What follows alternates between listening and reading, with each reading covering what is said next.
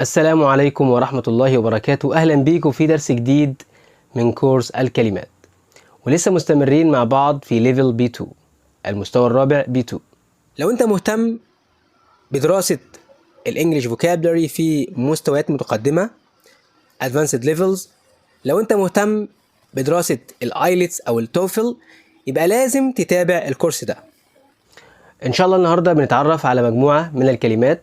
زي ما تعودنا بنتعلم النطق الصحيح للكلمة، بناخد definition تعريف للكلمة دي، وكمان examples أمثلة بتوضح لنا إزاي نستخدم الكلمة دي في جملة.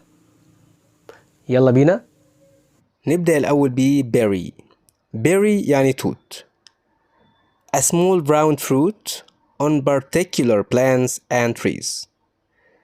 فاكهة مستديرة صغيرة على نباتات وأشجار معينة. بص كده للإكزامبل ده. I usually scatter few berries on my muesli. I usually scatter a few berries on my muesli. أنا عادة أنثر القليل من التوت على الموسلي. الموسلي ده عبارة عن خليط من الحبوب والفواكه الجافة والمكسرات. نيجي بعد كده لكلمة calm. calm يعني يهدأ. في طبعا عندنا phrasal verb مهم جدا وهو calm down.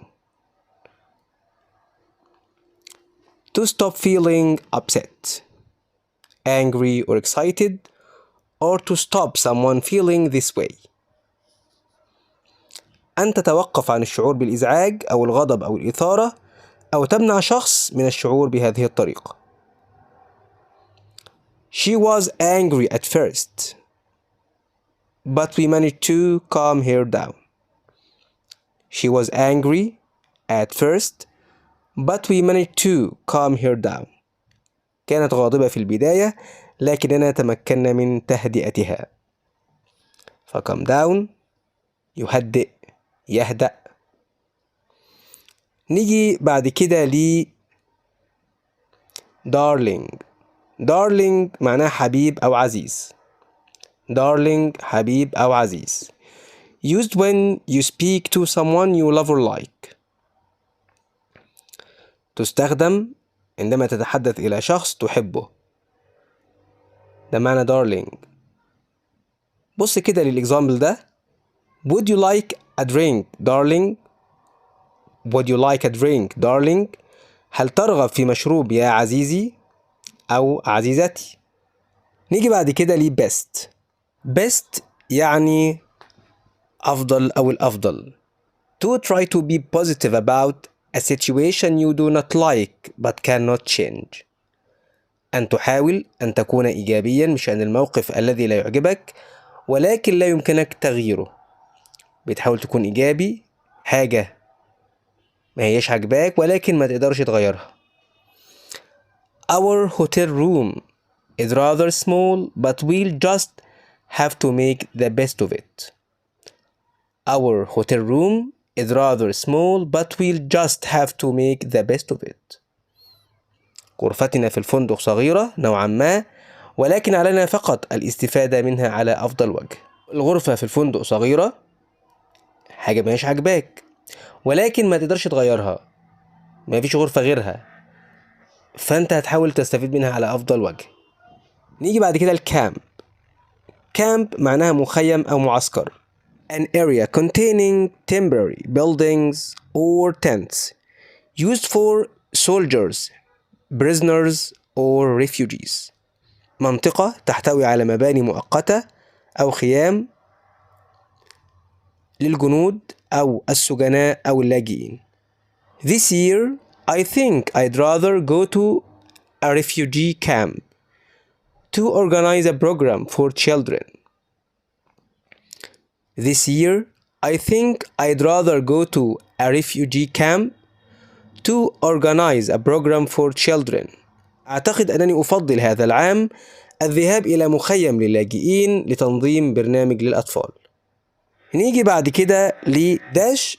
داش المعروف بالنسبة لنا إن داش دي عبارة عن شرطة بين كلمتين، ولكن معناها معانا هو اندفاع، يندفع أو ينطلق.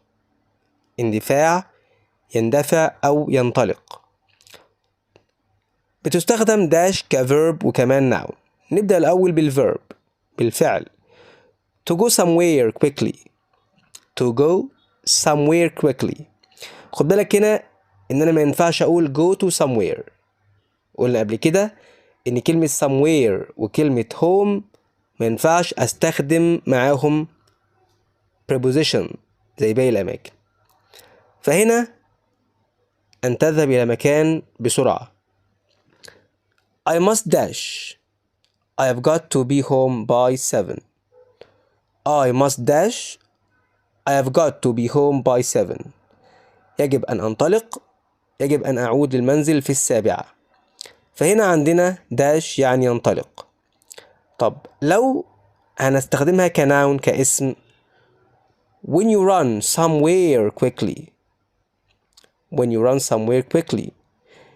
عندما تركض إلى مكان بسرعة. هنا معناها quick movement، حركة سريعة، الحركة نفسها.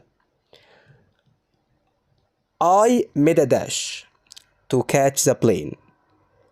I made a dash to catch the plane. لقد ركضت بسرعة لألحق بالطائرة. ده معنى dash.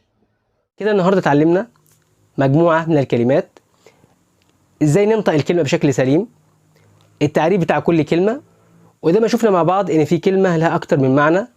اتعرفنا على الديفينيشن، التعريف بتاع كل معنى من الحاجات دي، وكل معنى بتعريف ومثال منفصل عن المعاني التانية. يا رب تكون الحلقة عجبتنا، وإن شاء الله استنونا في حلقات جديدة.